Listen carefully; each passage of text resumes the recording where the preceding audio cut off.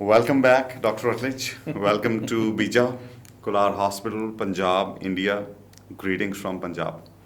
Thank you very much for giving time to us, being with us, more like a family.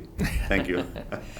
Well, it's a pleasure to be here with one of the truly great leaders in bariatric surgery around the world, not just India. And it's a pleasure to spend time with you, to see the hospital and participate with your patients. And I think we were talking about what might be the topics that would be interesting to your listeners today. And I think if you agree, I think my desire would be to talk about a devastating pandemic. It's not the pandemic that maybe people think of, which is the terrible COVID pandemic, but the pandemic of diabetes in India. Yeah, absolutely. As you looked at our data from the hospital from last more than 10 years, I think we must be talking about diabetes, especially type 2 diabetes, the magnitude of the problem, what we see in India. It's we can say that it's maximum in the world, actually.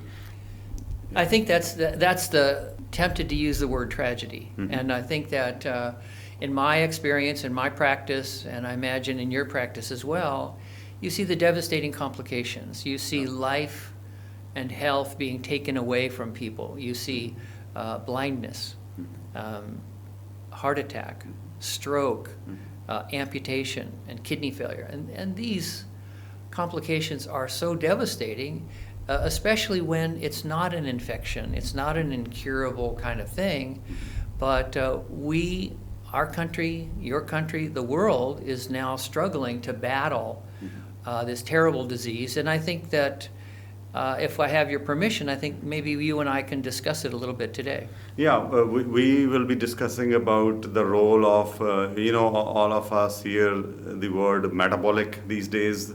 So we'll be discussing about the role of MGB in the metabolic control as a metabolic surgical tool. So you have looked at the data, your data, my data, and we know there are medications, then there is insulin, and then there are the newer drugs, The GLP-1, the miracle drugs. Analogs. Yeah. So, looking at the overall scenario, where do you place this metabolic surgery, especially when it comes to MGB as compared to the drugs? And in the long run, is MGB going to have some role, some impact on the control of diabetes world over? So, Dr. Rutledge, please. Well, I think that we should begin by reminding anyone who's watching this of one of the most tragic components of diabetes is it seems to be largely self-inflicted. In other words, around the world it's rising, but it's rising in response to a bad diet. And we don't want to say this, we don't want to accuse anyone, but a fresh fruits, vegetables, whole grain, healthy diet, avoiding meat, dairy, eggs, salt, sugar, and fat, seems to be almost curative or preventive. Now, what about the pizza this afternoon for lunch? A little bit. See, there are so many things available. We are developing so fast, so different varieties of fast food. And when I go to US, we see some newer things which are not even available here in India. So at least, one gets tempted to taste this little bit. Yeah. And then it's a kind of addiction. And especially for the kids, new generation, they cannot get out of it. Talking about, plant diet, these things, we know it's in an ideal situation. This is the best thing. And as you do it, I see this every day. If you look at Dr. Rutledge's diet, you go to his Instagram, Facebook page, you will see the kind of diet he's eating, being number one in the world for having performed this surgery for the first time, being the inventor, being the father of Mini Gastric Bypass bariatric surgery, and then using it as a metabolic surgery. Yeah, you're right. Diet has got the main role. But what we at the same time we know we are developing so fast. You know, we are sitting in a room which is air conditioned. We should be sitting outside, actually, out in the sun. But these things are easy to say, but very difficult to put into your daily practice. And so again, just a word before we get to talking more about the I would say almost miraculous results in your data. I said the beginning is a plea, a cry to those who might listen to say the most important thing, with or without surgery, with or without medicines, is lifestyle, health. Eat a healthy diet. And it's understandable that it's hard to do because those many types of foods you mentioned are addictive. They are profoundly affecting our brains, and we want them. And it's hard to stop. And it's like alcoholism, which I think some parts of India faces, like America. And so first of all, we have to start with humility. The people who might be listening, we reach out to you, we ask for you to consider attempting to fight against obesity and diabetes and some of the other metabolic diseases by reminding us of where we came from and a healthier diet. And so we won't, I think, spend all day talking about that, but I think it's something where when we see illness, and we know that if there was a change in behavior, we maybe could improve it or maybe even cure it, it's at least important that we should say that at the beginning of each discussion. Definitely. Actually, this should be happening in the schools where the kids are studying. It should be kind of, registered into their minds that these are the things which you should be eating. But sadly, when we look at the best schools here, even in India, they're all westernized. You look at their canteens, they have got all these stuff, available there. And so we've said that, and we could spend more time on that. It's very important. The next thing is, well, if sadly you develop diabetes, okay, so what is the next step? First, again, food, diet, exercise. What's next? Well, there's medicines, okay? That's exciting, and there's lots of medicines. There's the new miraculous medicines. And when we mention the medicines, it's also at this point in the discussion, I think we have to talk about what happens to people who get diabetes. In other words, it's not like getting a cold or a runny nose. It's potentially deadly. And not just deadly, I think that sometimes it can be such a terrible illness that passing away seems almost better. Because to me, to imagine, for example, one of the complications, which is blindness, to imagine having to have an amputation of a leg, to imagine a stroke where you are not any longer yourself. You lose the ability to think or to talk. So these kinds of complications mean that before we talk about anything else, we need to talk about that diabetes is not a mild, minor problem. And the data shows, I think India will soon have more diabetics than any other country on earth, yes? Yeah, definitely. We are almost there. So, as a layman, when somebody gets diagnosed with diabetes, he or she would just think, oh, no matter, my blood sugar is high. So the sugar in my blood is a little bit more sweet. So what's wrong in this? I mean, should we put it in very simple words, how it kills us gradually, like you talked about blindness and the kidney problem. Kidneys can fail because of diabetes. Then you might have to get your leg cut, amputated because of diabetes. So what does the diabetes do to the blood supply of the different organs, the blood vessels? What exactly happens?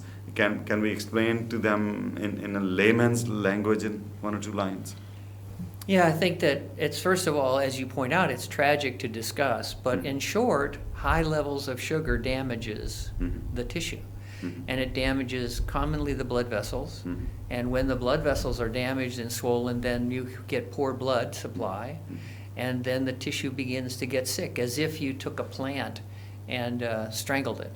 And so all throughout the body, high sugar, constant high sugar, is overwhelming the healthy body, and then we begin to lose parts of ourselves. And so we need to have some compassion on this, but to those people who face diabetes or diabetes in their families, we desperately want to say, we want to decrease and normalize that sugar.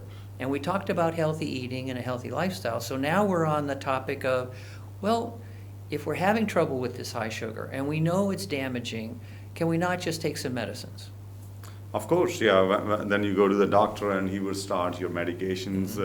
It's the same story almost with everybody. Initially easy, do some walking, watch your food, diet, take this medication, and initially the diabetes comes under control. But gradually, what happens, majority of these patients, they start putting on weight.